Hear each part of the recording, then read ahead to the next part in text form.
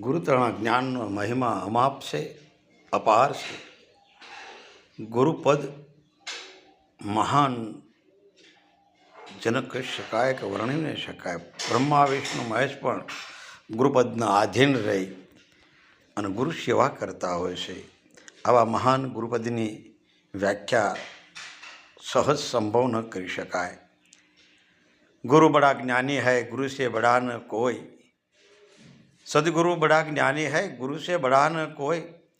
બ્રહ્મા વિષ્ણુ મહેશ બી ગુરુ ક્યાં આધીન હોય. જેણે ગુરુનું શરણું શોધી લીધું હોય, જેણે ગુરુનું શરણમાં જઈ અને જેણે પરમ શક્તિને આરાધન કર્યું હોય, એવા જ આ ભવની અંદર, આ જગતની અંદર ચેતન સમાધિના દાતા બન્યા છે, ચેતન સમાધિના અધિકારી બન્યા છે.